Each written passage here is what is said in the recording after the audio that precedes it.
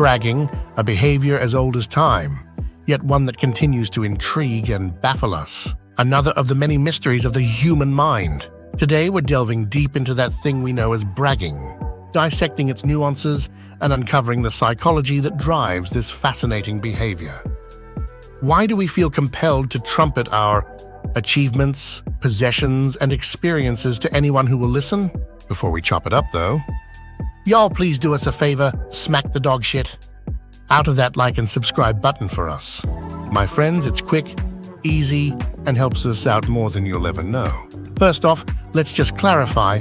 Dictionary.com defines boasting as speaking with exaggeration and excessive pride, especially about oneself. When we boast about our accomplishments or possessions, we're not just blowing our own horn.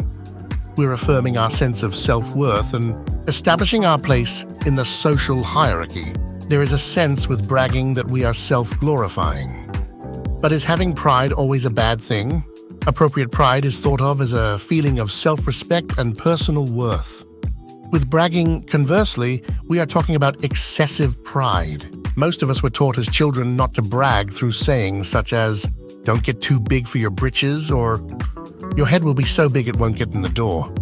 At a synaptic level, we get a pleasure hit in the brain, like a dopamine hit, by talking about ourselves. One way, some boasters think they have found to lessen the impact of the brag is that they do it covertly, rather than the overt one-upmanship, the humble brag. You know, that sneaky-ass move where someone acts all modest, but is low. Key flexing at the same damn time. You can also find that falsely humble type of boast in someone who has a certain experience. Then loudly, publicly declares humble thanks to all the amazing and of course high-status people named as contributing to the experience. The boastful metacommunication type.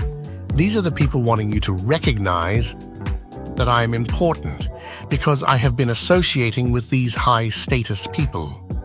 The father, noting how much time is taken by having to go watch all his daughter's musical or sports performances at high-class venues, is in a similar brag boat. Picture this. You've just aced a presentation at work or snagged front-row tickets to a sold-out concert.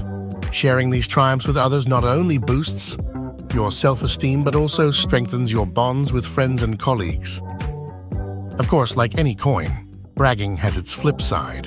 Excessive boasting can quickly turn sour, alienating others and breeding resentment in its wake. Check this.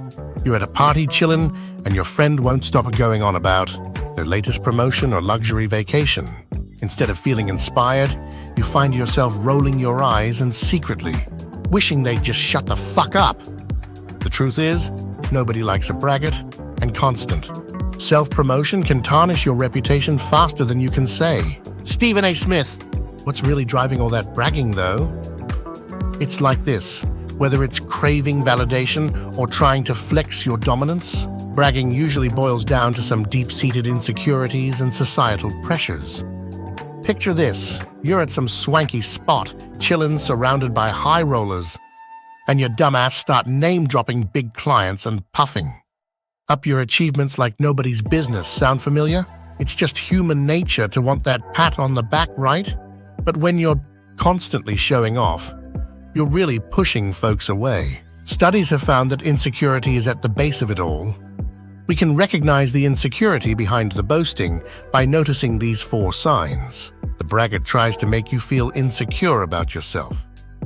In fact, they are probably projecting their insecurities onto others. Crazy, right? These people need to showcase his or her accomplishments. This braggart does the humble brag, as I mentioned earlier, far too often. Again, look out for self-deprecatory statements that are really excuses to drop important names or identify high-status details like the conspicuous late model Mercedes in the background of the Facebook picture, where the person in the foreground is getting you to notice his new t-shirt. 2. The show-off frequently complains that things aren't good enough. Examples here include the person complaining about the work travel for the high-profile job or the rather snobbish negative assessment of an expensive restaurant meal or a performance whose tickets cost a fortune. 3. Complainer braggarts may be proclaiming their high standards as a way of demonstrating that they are truly better than everyone else. But it is more than that.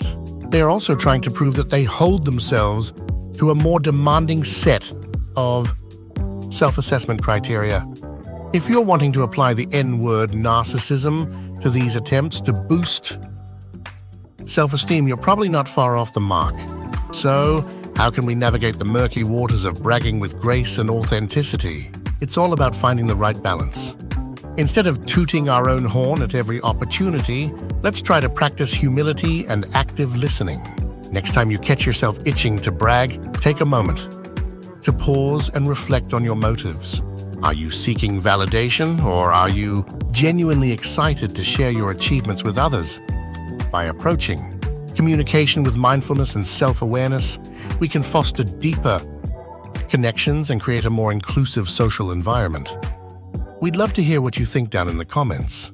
As always, my friends, we thank you for watching. Please like, share, and subscribe. We'll see you in the next one.